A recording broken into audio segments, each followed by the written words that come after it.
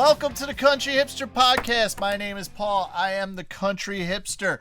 As you can see, Adam is not here. So we're gonna have a little bit of a different format for the next couple weeks here. We're basically up against the Christmas holiday and the New Year's holiday, and Adam with his work schedule got all fucking crazy. And then we generally will film on Sundays to put the podcast out on Thursday. But we haven't been able to we weren't able to get together last week because Adam wasn't feeling well, and now we are right before Christmas and then New Year's. So we have some random episodes that are going to be going on this week, and so first off, Merry Christmas to everybody out there, and Merry Christmas to our special guest. Our guest host today is none other than Sean, from the Unholy Four, who wrote the music that you heard at the beginning there for our theme song, Dirty Knife. So hello, Sean. Welcome back. Hello. Yes, Sean was also on our Fugazi episode a couple weeks back. So welcome back to the Country Hipster Podcast. I have some questions for you. You weren't ready for this. You're getting interviewed. So. Oh, can't wait. First off, I have a question for you. Did you say you were sick last week, or Adam was sick? No, Adam wasn't feeling well, like over the weekend and whatnot. Like he was.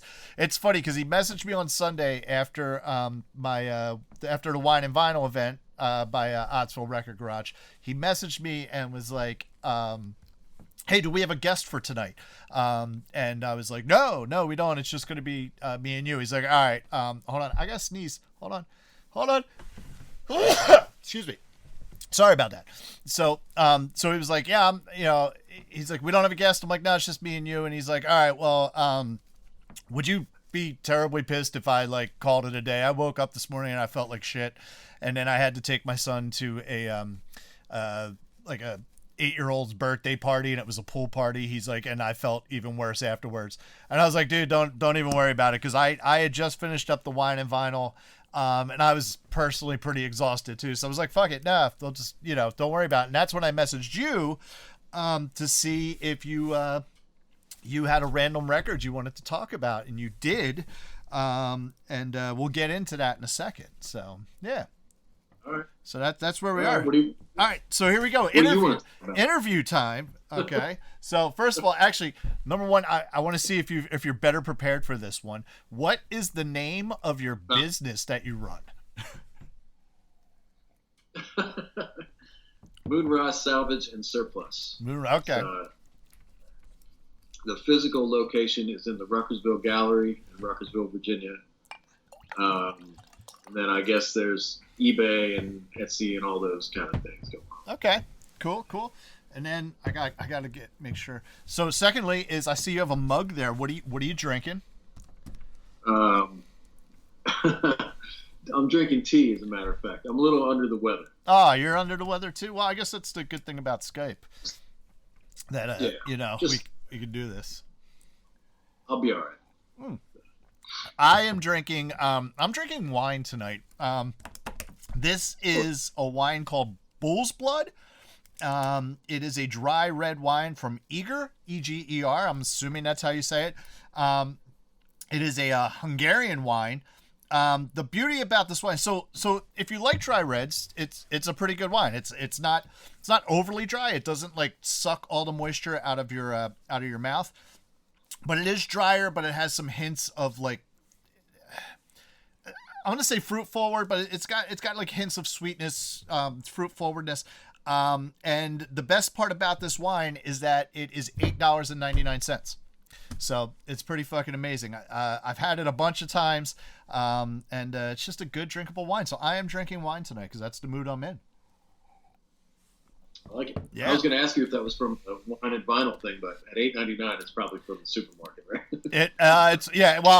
It's from the State Store. They do sell wine in the supermarkets now in Pennsylvania, but I got this from the LCB State Store. So in Pennsylvania, if you're not familiar, there are where you can buy wine and beer up to certain quantities in supermarkets and certain shops now. But as far as like the actual spirits, like if you want vodka or whiskey or brandy or anything like that, you actually have to go to a state-controlled store to buy your alcohol. I remember one of the coolest fucking things ever about visiting you down in Charlottesville was when we went into Harris Teeter and there was like a whole fucking aisle of like nothing but beer and shit like that. Yeah, beer and wine you can buy at the supermarket, and then but booze you have to go to the ABC store. Okay, so you guys got the same type of setup down there. Yeah. Okay. Absolutely. Cool. So so first off, you wrote the song "Dirty Knife," right? I did, yeah. And people don't usually get to hear the lyrics as we're playing because we usually cut out beforehand. But what is "Dirty Knife" about? That's a good question. Dirty Knife, the title "Dirty Knife" kind of at the time I thought it meant like the shit you can't hide, you know, like the skeleton, the shit you want to hide, like skeletons in the closet kind of thing. Okay. You know, but in hindsight, I think what the lyrics are actually about is maybe my band at the time kind of falling apart. All right. And yeah, because I wrote it for the band before Unholy Four, and it was kind of rejected by that band. So then it was the first song that the Unholy Four ever did together. Okay. So it's not about a hot butter knife scraping off someone's ear, is what you're saying. Listen, man, these things are open to interpretation. I mean, if that's what you get from it, you're welcome to it. All right. So do you have any plans for Christmas? Since it's like literally days away. No, nothing. Just a day off. Just a day off. I'm working. I just ended up working like I'm working like 10 days or something, or like up until New Year's. So I'm happy to just take the day off. And chill out. That's nice. I'm going to slowly move this over so it doesn't look like I'm looking off to the side, just from the camera there. So hopefully, yeah, we didn't lose you, so that's good. What are you doing for Christmas? For Christmas, so Christmas Eve, we're having a couple people over here. Katie's brother is coming over, and her nephew. I'm gonna make a nice fucking prime rib. It's gonna be fucking good. It's gonna be delicious. I'm making prime rib. I'm making au gratin potatoes, which I don't like, but Katie does. So I'm making them for her, and some other shit. And we're just gonna hang out. Jack will be here. We'll hang out with Regina and whatnot. And then Christmas Day, I believe my niece Kelsey's gonna be stopping by in the morning. And then so this is what I was gonna say. If you have no plans for Christmas, and I know you already saw it, but you should do it again. Just make it a Christmas tradition. Go back and watch the Country Hipster Podcast Christmas episode. Because why not? It's Christmas. But so one of the things that came out of that episode was kind of funny.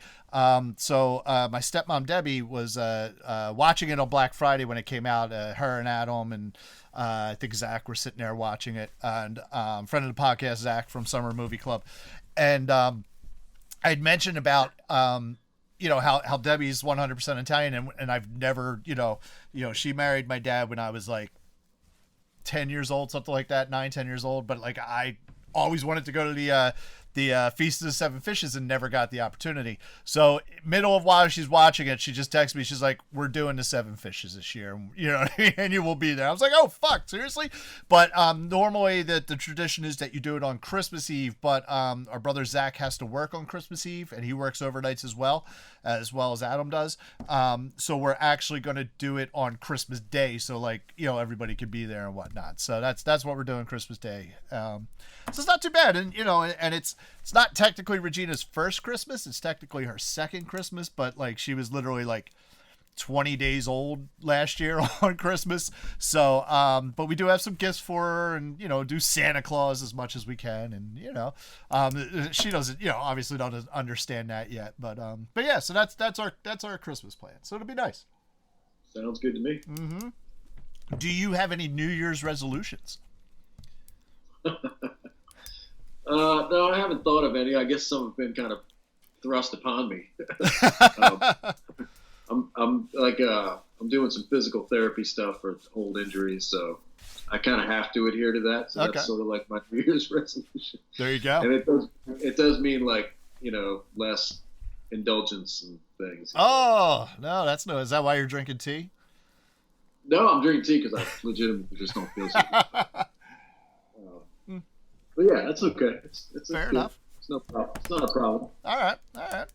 So now the most important question is, so you were on our episode a few weeks back where we talked about Fugazi Repeater.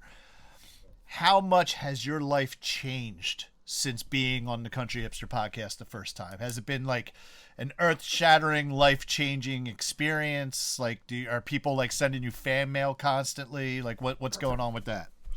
It's the big break I've been waiting for after all these years. My sister liked it. I can tell you that much. She was like, "When are you going to go back on there and tell more stories?" Well, that's good. That's good. Does she have a new DVD coming out? I don't know. No. All right.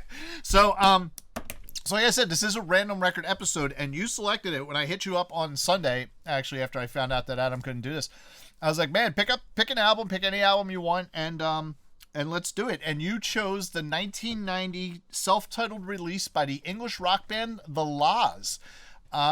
So why did you choose this album? I heard it sort of by accident, through like streaming stuff. The feature where like if you listen to this, you'll like this kind of thing. It just kind of went rogue, and I kept hearing more and more of it. And I was sort of like, "What is this?" So I got into it and started playing it a couple times. I don't really listen to music the way I used to. When I was a kid, I would sit there and like devour and read like who the producer was and stuff. Now I don't even know the songs. I just like listen in the periphery, Right. And I don't know, something really compelling about it, And then I don't really know anything about it. I didn't look it up too much. I was just sort of like, how did I miss this record, And then when I asked you, I think, and you were like, I don't know. Like, how did we miss it? Because I think it's a great record. I think we would have really liked it in 1990. But cool. Yeah. Now, do you own it? Do you own a copy on vinyl, or you just? I don't know. If I get a chance to buy one, I'll buy one. Okay. No. All right. So I will give some quick factoids about the album, since we always get into the factoids. Yeah. This is the only studio album from the English rock band, and it was released in 1990. I believe it was October of 1990. It includes the song "There She Goes," which is their biggest hit, as well as the single "Timeless Melody," which I was familiar with "Timeless Melody." I didn't know that was the La's. I really didn't. It was like one of those songs like "Timeless Melody" is one of those songs where I had heard but didn't actually know who it was by or anything like that. It was just like kind of one of those background songs that was somewhat familiar when that came up.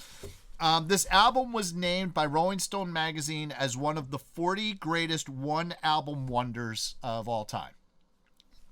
Wow, I didn't know that. Yep. The La's as a band were active from 1983 to 1992, so for about 9 years there, but they only did one studio album. NME, which is another magazine, listed this album, and I think this is kind of crazy as a listing, but the NME magazine listed this album as 153 on the list of the 500 greatest albums of all time. I think that's a little, as far as 500 greatest, it doesn't tell me what year that was, but like 500 greatest albums of all time, I don't know that this cracks that list. And definitely doesn't crack the top 200 if it does, you know what I mean? But, that's all subjective. The album itself peaked at number 30 on the UK album charts and peaked at 196 on the Billboard 200 in 1990-91. So those are the main factoids about the album. So I just real quick, let's just get into it. Let's get it out of the way and talk about it. Let's talk about "There She Goes." So we have some more factoids on that. That single sold over 600,000 units in the UK. So in the UK, just the single "There She Goes" is rated platinum. It peaked at 49 on the Billboard in the U.S. Billboard Hot 100 and number 2 on the Modern Rock Tracks in 1991. There's some covers of it. There's a really nice cover by the band Sixpence None the Richer, which peaked at number 32 on the Billboard Hot 100 when that was released in 1997. And this song, "There She Goes," was also featured in the 1993 Mike Myers movie, So I Married an Axe Murderer. But that was performed by the Boo Radleys. The La's version is on the soundtrack, but I don't think the La's version is in the movie. I think in the movie itself, it's the Boo Radleys cover of "There She Goes." Cool thing about that movie is that it is the precursor of Mike Myers' Fat Bastard from Austin Powers. Are you familiar with So I Married an Axe Murderer? I have seen it. It's been a while. Yeah. Yeah, no, it's been a while. So he, besides the character that Mike Myers is playing, he also plays his father. Kind of like does the Eddie Murphy thing, and his father is Scottish. And he so basically it's basically Fat Bastard as an old man, but skinnier. Now here's actually the coolest thing, and it's ironic enough that it's all Scottish bands, because I believe the last band I'm going to talk about is Scottish. So the other cool thing about that album, that movie, and that soundtrack is that it features the Bay City Rollers' Saturday Night, which is, you see the Mike Myers is the old Scottish guy, SATORDAY, going around like that. But the album, the soundtrack also features one of the greatest 1990s bands who covers Bay City Rollers' Saturday Night, Ned's Atomic Dustbin. They do a cover of it on there. Which led me to believe, because I'm like, I put that all together with, it's like a direct line from So I Married an Axe Murderer to Ned's Atomic Dustbin. Why aren't we talking about Godfather? I don't know. Yeah. Well, because I could have picked any record that I've spent like a lot of time with. Right. This one I thought was interesting. I don't know anything about it. No. But I haven't spent a lot of time. No, that's cool. Actually, what I have to do, I'm actually glad we're not talking about Godfather, because I think this is the point. I mean, and you actually have more records than I do, so I know this happens to you all the time. I actually think I have a copy of Godfather in my personal collection.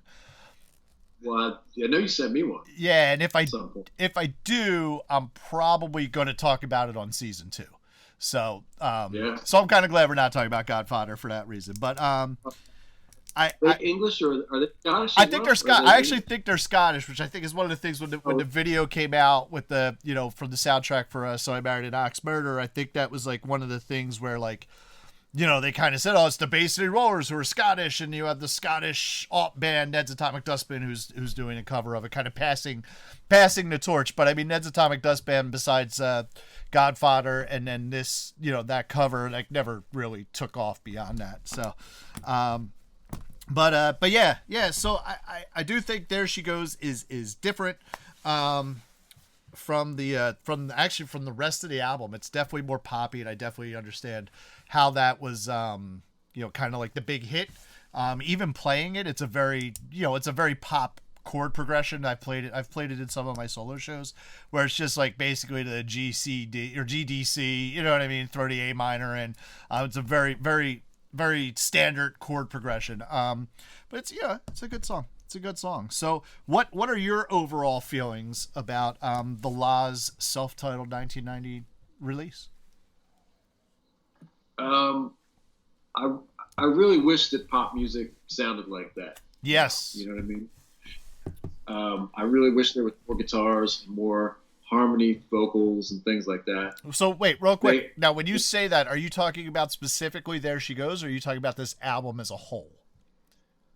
I'm talking about the whole album. Yeah. Really? So okay, go on. I'm sorry. Yeah. I think that the way that they made, I don't even know if it was popular. I don't know if it was popular. I don't know that how much success the album had. I really don't. I don't know anything. Just moderate success. Like I said, in the it had more success in the UK. In the US it only broke the top 200 as like for a whole album. So I think it's just like one of those things, which is what we were talking about. I was surprised that, because it did have much more success in the UK. I was surprised that this was their only studio album, because that happens a lot. Where there's bands who like look at the band Big Country. They have one song in the Big Country, which is huge in the US, and that's it. And that's all you know about them in the US. But if you go beyond, our little section of the world here, Big Country has like 20 albums, and they're fucking like renowned all over the world. Yeah, right. But this band, who you would think would have a similar success, does not. I know. That's interesting. And Yes. I think it's great pop music because, like you said, the 3 chord Uh-huh. thing, they play songs in a way they're like they're derivative, right? Like the harmony vocal thing Uh-huh. and the basic chord thing. But I think they do it in a really unique way, and I think that is the mark of great pop music, where like it's familiar, Mm-hmm.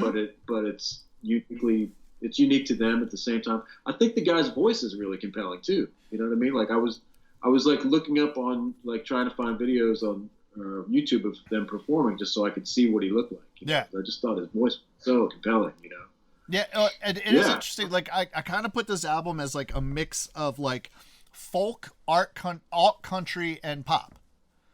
yeah, Like I actually I wouldn't go so far as to call it like indie rock. It's definitely like alternative, but like I wouldn't go indie rock, and I wouldn't even go modern rock because I know that was like kind of like a synonym for alternative. It was like, oh, modern rock and the modern rock charts. It's more of a folk album with pop tendencies, I think, than a full fledged like alternative album or anything like that. And it is kind of cool because it kind of has to an extent it has like a punk rock feel to it in the sense that of the 12 songs on the album, 10 of them are under 3 minutes.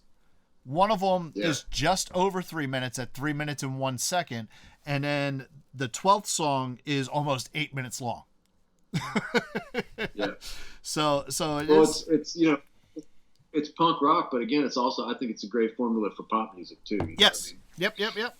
You know, Yeah, it's a weird album. I will say that. I think it's a weird album. And it's just I don't know if it's an album for me overall. It's like it's not bad by any means. I wouldn't say it was bad by any means. It's just kind of like all over the place, and I think after There She Goes, it kind of progresses more away from like the poppiness and maybe a little more folky, and it gets weird and not necessarily for the better, in my opinion. yeah. So, but it's definitely an interesting album. I'll say that it was an interesting listen. I did not mind listening to it. It was kind of fun to listen to it, and but it again, I always go back to There She Goes, where it's just like even the recording of that song seems different than the recording of the rest of the album. It actually seems more polished, more bright. Like it's like almost like they were like, all right, you got this one really good song, and we're gonna put all of our effort into this, and then you'll do it. We'll give you a whole album, but this song's gonna be the one that like we put the most effort in. That could very well be. Yep. That could be. I like the production on it too, considering the time that it came out. Yes. You know, it could have sounded really awful, Yeah. like a lot of things did at that time. But I That thought it sounded pretty great. that no, that's true. I agree. I know. So it kind of like the overall sound. I don't know if you get this. Reminds me of really early like Teenage Fan Club. Yep. Do you get I you was get thinking of you T. get that as well? Yeah. Okay, all right, cool. Are they not also Scottish? Am I crazy? Are they not also Scottish? Oh, they are Scottish actually. Teenage Fan Club is also Scottish actually. Yeah. I never got in. Did you ever get into them? No, I have the first one somewhere, a copy of it, and I Yeah. like it. But I never got like crazy into them. Yeah, that's one of those bands where like I know a lot of people are like way into their deep tracks and shit like that. I kind of liked the first album and never really got into it that far. Yeah.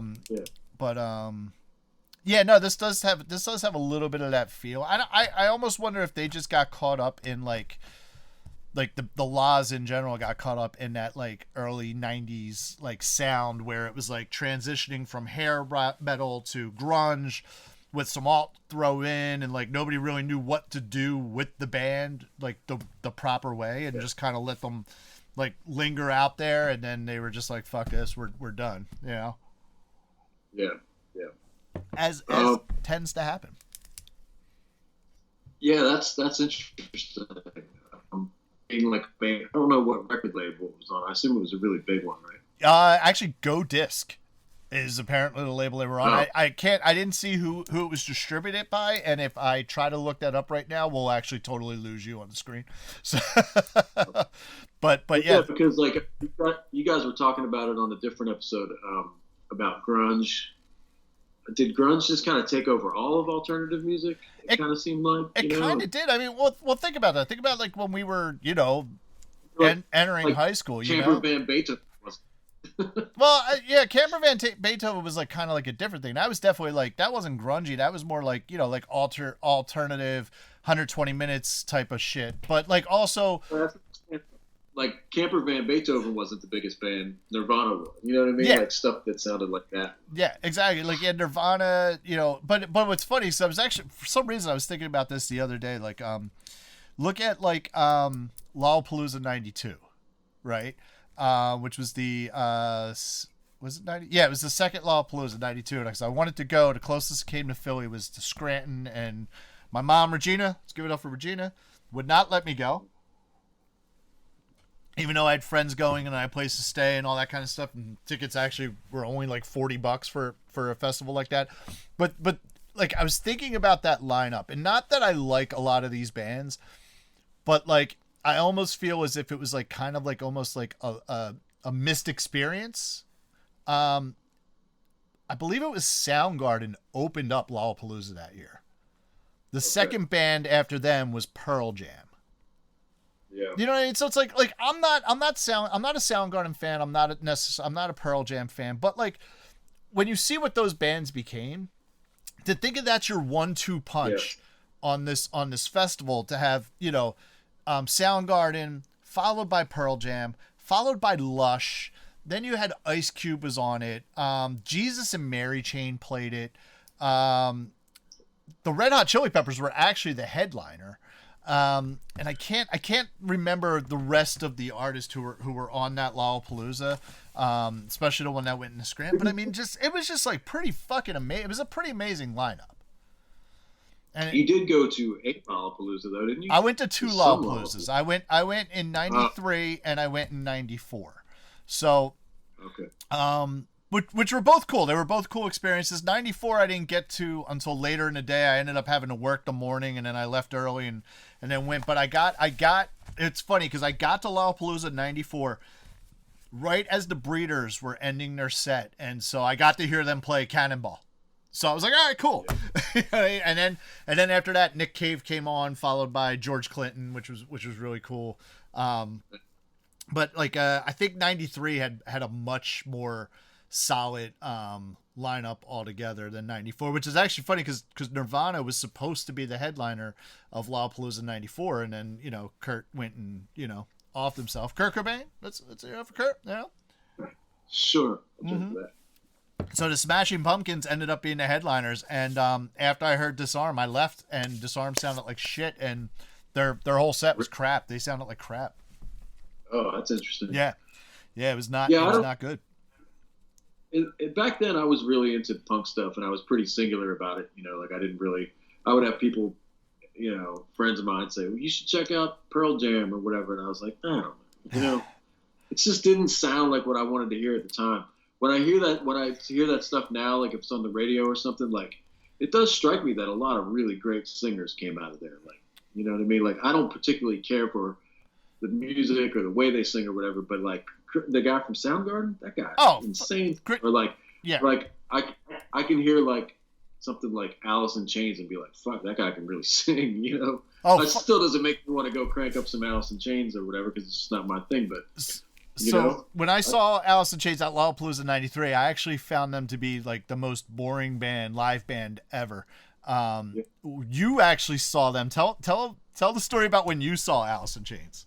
Did. It was a metal show, maybe 90 or 91 at the Spectrum, the old Spectrum. It was the Clash of the Titans tour, which was Slayer, Megadeth, and Anthrax. And Alice in Chains was the opener. Yeah. And they had a terrible time. They were just getting booed. You know how Philly is. Well, nobody had heard of them, yep. and they pretty much got booed off the stage. But that was the thing. That was where it was transitioning from the hair metal and the heavy metal.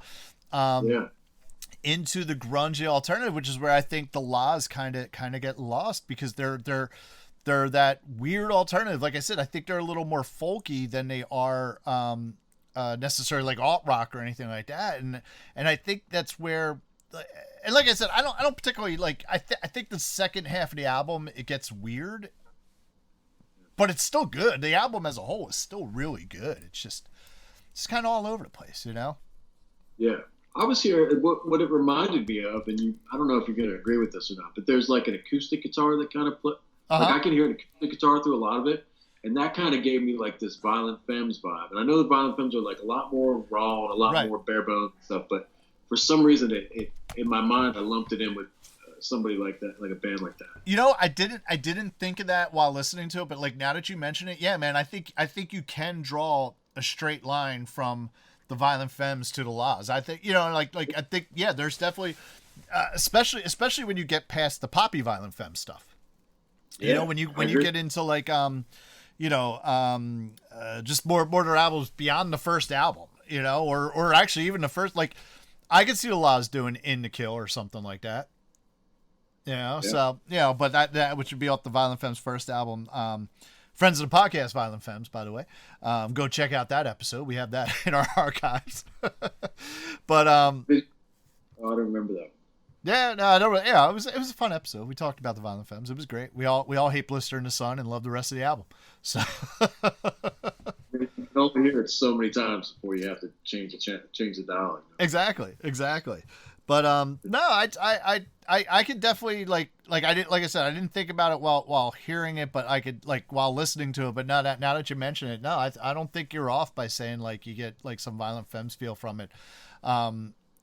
You know, honestly, some of the songs on this album, you know, he was on our Pogues episode, kind of reminds me of some of the like the folky original stuff, like that's a little less Irish by my friend John Byrne from the John Byrne Band.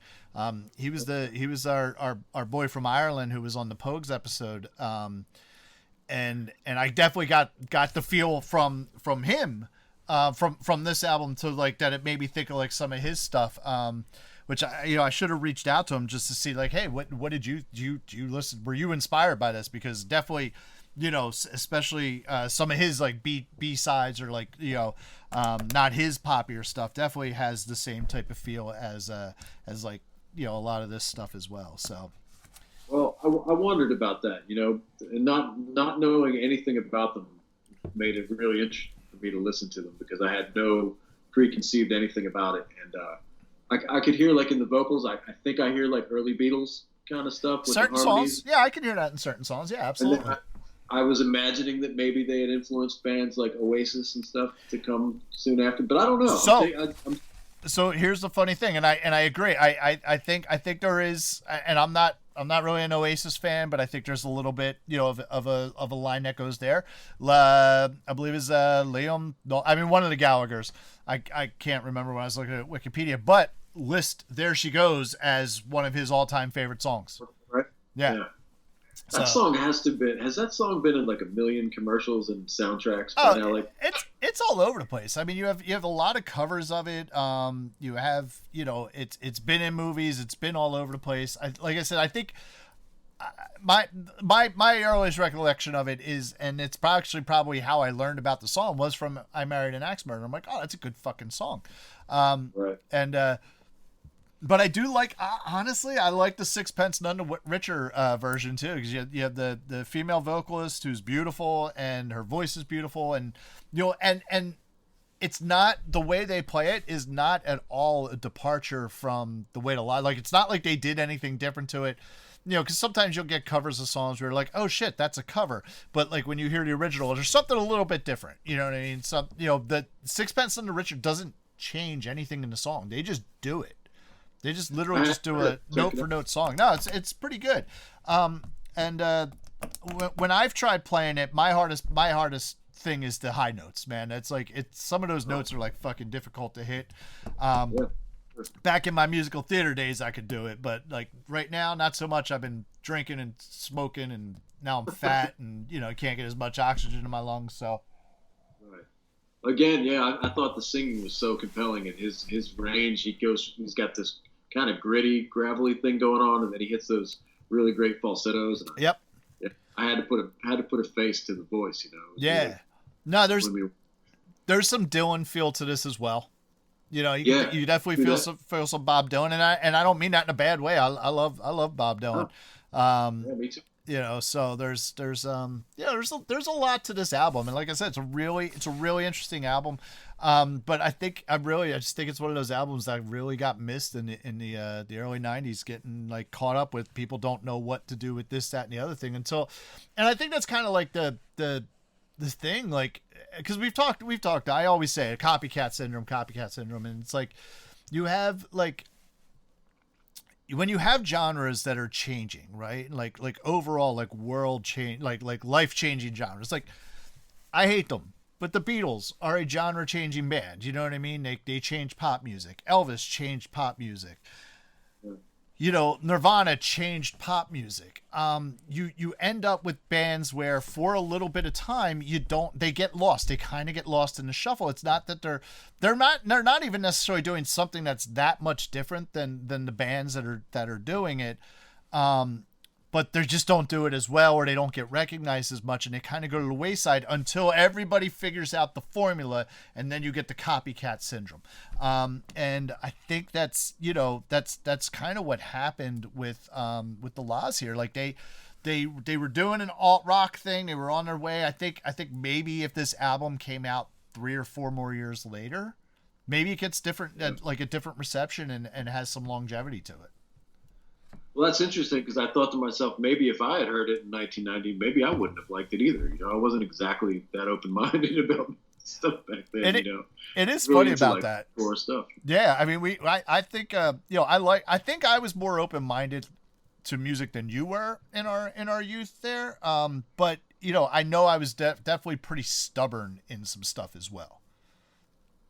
Yeah. Well, I was really lucky because I always think about it in your house, especially, your mom. I liked your mom's taste in music. Uh-huh. I like Billy Joel, and I remember her showing me like Eric Clapton was doing something at Live Aid, and she was like, "Come check this out." Yeah. And your brother, Michael has that whole like prog. What I associate with prog rock stuff, like Yes. Oh yeah, absolutely. But I like some of that stuff too. And then your other brother was like heavy metal and punk rock and stuff. And then you had more like The Cure, things like that, and Killing Joke and that kind of stuff. So I always felt like I was really lucky to get all kinds of education when I went over to your house. Yeah, it was actually funny when Brian got into a rap mode for a little while there. I was like, "What the fuck are you listening to?" What he was? Yeah, it was just weird, but it wasn't even like good rap. It was like Boyz II Men. Oh, that's weird. He's like, "Yeah, man, I like this shit." I'm like, "All right, dude, like whatever." And then like 2 weeks later, he's like, "Let's go see Guar." I'm like, "All right, cool." he had do you remember what the name of his metal band was? I do, yeah. What was the name of Brian's metal band? The name of his band, to my knowledge, he only had one band. Right? Yes. Yeah. I believe it was the Medieval Douchebag Warrior. That's what it was. They wore the lab coats and goggles and shit. Yeah. We stole their amplifiers. Remember? Because they were like, they had what, like 2 songs, and one of them was Radial Arm Saw, which was actually kind of catchy. Like I still remember the chorus, like Radial Arm Saw. It was kind of crazy. Yeah. But like they left all their stuff there, and like they had these like little gorilla amps, like these little fucking like, I don't even think they were 10-inch amps. I think they were like fucking 5-inch amps. And we were like, all right, we're going to steal these and blow them out and learn how to play guitar. It was pretty crazy. We were playing with fire back then, man. I don't know what we were thinking. Oh man, it was crazy. we would go from the little fucking gorilla amps that we stole from Brian's fucking heavy metal band, to going to the basement where Michael's band used to, like, his cover bands would rehearse, and like throwing on fucking Marshall half stacks and picking up fucking limited edition Les Pauls and just fucking going crazy on that shit. I will say I am surprised that like Michael seriously did not straight fucking kill us at any point. Yeah, I always took that to mean that like he either maybe kind of liked us a little bit, or just thought we were pathetic or something. I don't know. I'm not sure either. I don't know. I don't think he liked us from like 12 to like 19. I'm pretty sure he was not a fan of us at all. Especially when we would use all of his gear and just fucking go nuts on it. And that was always kind of the thing, like, oh wait, when's Mike gonna be home? Oh, like in like an hour. All right, let's go play his shit. And then like he would either come home early or we would like extend past the time he was gonna come home. And we're like, what are you doing? Oh, he'd get all pissed off. Then he'd go tell my mom, like, Mom! I'm like, oh, shut up, dude, you fucking asshole. If we had our gear, we wouldn't have had to fuck with his, right? I mean, True. We just didn't have it. Yeah. It wasn't that we just liked fucking up his shit. We just didn't have it. Right. We didn't have shit of our own. We had like fucking, $50 guitars and fucking blown out Gorilla amps that we stole. So so it was cool. So do you have any other thoughts about this album here? No, I think it's an interesting record. I think if anybody hasn't heard it, they should give it a shot. I think it's pretty. Yeah, I think that's probably the best description. It definitely is interesting. I think you like it a little bit more than I like it overall.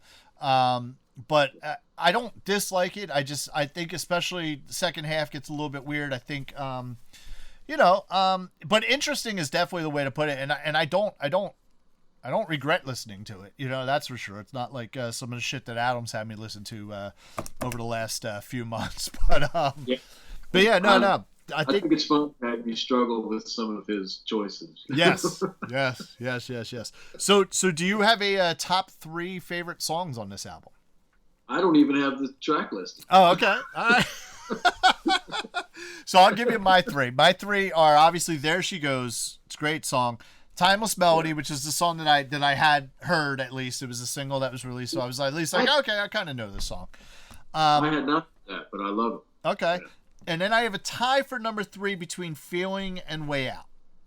I think I like Way Out a little bit more, but Feeling would be very like it's almost like a 3A, 3B.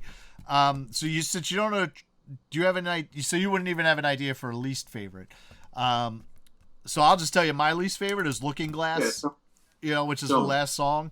And it's basically 8 minutes of my life that I can't get back. So what is it called? Looking Glass. It's the last song on the album. It's the 8-minute song where it's just kind of like one of those things where it's like, dude, everything is like no longer than 3 minutes, and then you throw this 8-minute song, and it's not like it's there's like a bunch of stuff going on. It's an 8-minute repetitive song. It's just kind of like you couldn't cut this down to 2 minutes too, or 3 minutes, And how were they around for 9 years and they only had that many songs to put on that record? That's what's interesting. They probably had more, and they just never, they never recorded them. I'm not, it obviously, the album had some sort of success to get. Where was it again? Hold on, let me go back to the factoids. For it to get,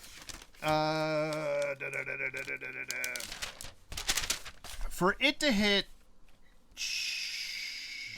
Where the fuck did it go? Oh, for the album, and it wasn't just the song There She Goes. There She Goes is like a whole different thing, right? So that sold 600,000 units in the UK. It you know what I mean? It did chart pretty well in the US, that the single, but even the album peaked. It was number 30 on the UK album charts of 1990-91. So it's not like it was like, in the U.S., I get it in the U.S., it just hit the Billboard 200. It just made the 200. It peaked at 196 and then probably dropped. A lot of that's probably because of the song There She Goes. But, like, it did well in the UK, which is why, like I said, I think it's amazing that they only had one studio album and they didn't pick up anything else or go further, beyond this album. It really is kind of like mind-boggling. It's like what is going on here? So yeah, It's all it seems very mysterious. It does. It does. But like you look on the Wikipedia, apparently there was no drama. It was just, they don't even mention the breakup of the, like, that's one of the things, like when you look up these things and you see the legacy of the band, they don't even talk about a breakup or demise or even an official, like, hey, yeah, fuck it, we're out. Like nothing like that. It's just kind of like, yeah, you're active here. And then they kind of got back together in like the late 90s, early 2000s and whatever. And like, that was it. But they never recorded another studio album. And it's just like, all right, it's just weird. It was kind of like, all right, guys, like this is done. Have a nice day, So it was weird. So, but I guess so. Yeah. So obviously, since this is a random record episode, there's no Regina factor, and we don't have the Discogs value since neither one of us actually own a copy of this album. I will say that I played this album. Actually, I did play it a few times for Regina. So if we were going to do like a true Regina factor on it, she was pretty indifferent to it. She pretty much fell asleep, which which is okay. So she didn't hate it. I don't think she hated it. She just, she was just kind of like, whatever, Dad, I'm going to sleep. Your music's lame. So that's it. So I don't want to upset, Yeah, no, definitely don't want to upset Regina. So she's like this fucking close to walking, man. Like she could do it. Like I think she could do it if she wanted to. I think she just doesn't want to. And of course, I do everything for her. It's amazing the difference between like how she is with Katie and how she is with me. Like Katie will hold her and like she'll give her like a cup or a bottle and Regina will just grab it and start drinking it. I'm like, oh, okay. So I hold Regina, I go to give her a cup or a bottle and she just lets it drop until I pick it up for her. Then she'll drink it. I'm like, the fuck? It's like, you know how to hold this. You just know that I'm gonna hold it for you. So that's she's working you. She is working me. She is, and you know what? Fuck it. She can work me all she wants. Like I'm just like, all right, cool. Like you want me to hold your bottle for you, hold your cup for you. Fuck it, I'll hold your cup for you. You want me to spoon feed you? I'll spoon feed you. Well, she is adorable. She is adorable. She is awesome, but she's very, very close to walking. She's doing this thing where like she'll be down on the floor and she'll like bend the one knee so like her foot's on the floor and she'll keep the other knee bent so her knee's on the floor and she'll like drag herself across the floor with that. It's like really weird. I'm like, why don't you just stand up and walk? It's just like, come on. But no. So you never want to upset Regina. So I actually got a full night's sleep last night. She's been going through some sleep regression, but last night was wonderful. It was great. It was great. So well, that's good. All right. You're gonna need it. Yes, I know. So you're good. You got anything else to say about this album? No, man. Maybe we could do like a poll about it. See who else digs this out. Absolutely. We actually on all of our episodes. Actually, if you listen to them on Spotify, we actually do have polls. We have a Q&A and polls, so you can actually you can go and you can answer the poll or put something in whatever the Q&A question is there, an open-ended question, so to speak. And you can actually give us your feedback. And of course, on YouTube, there's always the comments. All the other platforms, I have no idea if they show that stuff or not, because I don't see them. I only see the YouTube stuff and the Spotify stuff. So, but so next week's episode and the episode after are kind of like little random record episodes. Next week's episode, I'll just tell you, it is it was interesting. It was a band called Blitzen Trapper, and the album is Fur.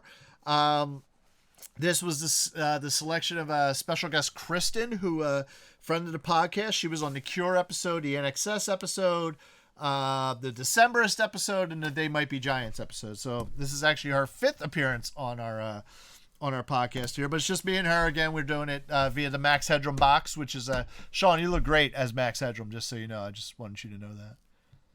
Appreciate it. Thanks. Pretty wonderful. As Feels Max good. Headroom. Yes. So that will be next week's episode. The week after that is our special beer episode where we do like a full tasting. We have Bob, who was on our Boxcar Racer and also our Pet Sounds episode. He's our special guest, and our beer extraordinaire from Village Ale Works. And we taste test the 3 brews that Jack and I recently made, which was a cream ale, a Irish stout, and a black and tan. So we'll I'm not going to say anything else about it. I'll leave it there because that's like 2 weeks from now. So So we are in the midst of the holiday season, so that's why we're getting some random record episodes here. But that's okay.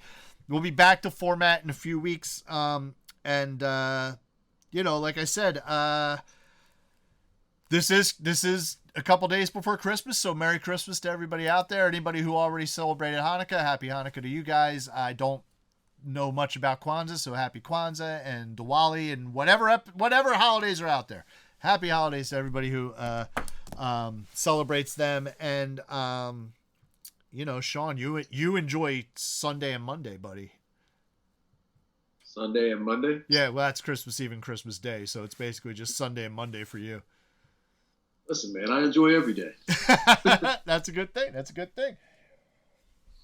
Yeah, and, I will. You do the same. Yep. And go back and if you have nothing going on in Christmas or you're like traveling to and from family, go back and listen to our Christmas episode on Christmas. It's about 3 hours long, so we have a lot we talked about there. We cover everything Christmas music, Christmas food, Christmas movies. So it's a fun episode. Did you like the Christmas episode? I did like the Christmas episode. Yeah. Yeah, it was cool. It was I liked good your time. hat. Thank you, man. Yeah, if you get to watch the video, we were all dressed up. We had some good stuff going on. Snoop Dogg got dressed up. He had a Santa hat on. He had his ugly sweater. It was amazing. It was great.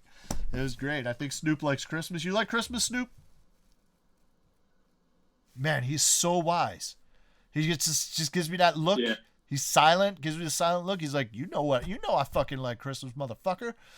Snoop is just. He does. He's amazing. All right. So that's all I got. You got anything else? Bring back the hot dog roller. Well, yeah, I'd have to get that from Mike, but yeah, we'll see. We'll see what's up. We'll have some more Snoop's dogs on episodes here. So. And check out the laws and tell me if it's any good or if I just if I've lost my mind. Yes, there you go. Well, thank you very much for joining me today and doing a random record episode, and I'm sure. At some point, we'll have more random record episodes in this season 1 here, and so maybe we'll get you on again, or for something else. Maybe that's in regular format, and we'll go from there. But I guess for now, it is time to move on.